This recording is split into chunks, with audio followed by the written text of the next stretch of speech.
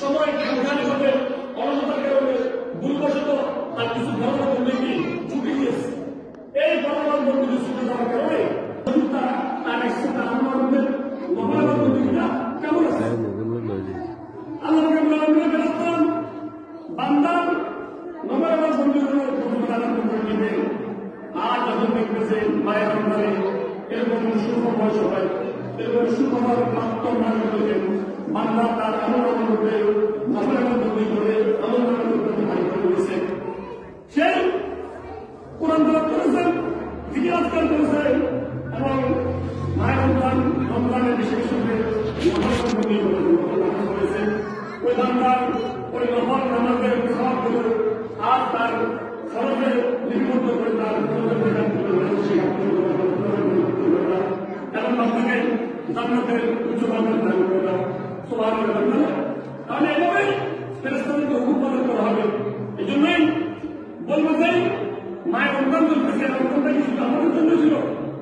এই উম্মত মুহাম্মদের জন্যই না, আল্লাহ রাব্বুল আলামিন মহান কোরআনে বলতেছেন, বিসমিল্লাহির রহমানির রহিম, ইয়া আইয়ুহাল্লাযীনা আমানু কুতিবা আলাইকুমুস সিয়াম কামা কুতিবা আলাল্লাযীনা মিন ক্বাবলিকুম লাআল্লাকুম তাত্তাকুন।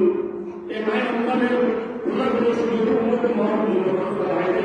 আল্লাহ রাব্বুল আলামিন বলেন, তোমাদের জন্য মাহে রমজানের রোজাগুলোর জন্য করা হয়েছে, তেমনিভাবে তোমাদের পূর্ববর্তী উম্মতের জন্য মাহে রমজানের রোজাগুলো করা হবে। তবে সেটা মায়ের রমজান হয়নি।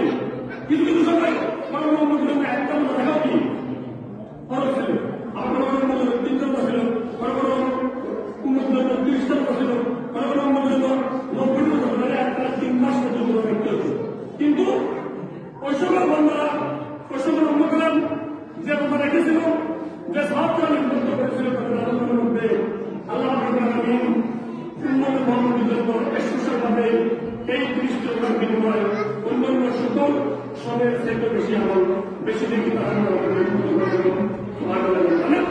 মায়ের রমজান রোজা শুধু আমাদের জন্য নয়, আমাদের পূর্ববর্তী উম্মতের জন্য কি ফরজ ছিল। যখন তাদের জন্য যেভাবে ফরজ করা হয়েছিল তারা সেভাবে সেটা পালন করেছিল, যে যার জন্য যত উপপরিমাণ ছিল 10 দিন 8 দিন 3 দিন 5 দিন 7 দিন 10 দিন 60 দিন, তখন তারা যে উম্মতের জন্য যে পরিমাণ ছিল সে সময় সেই পরিমাণ তারা কি আমল করেছিল।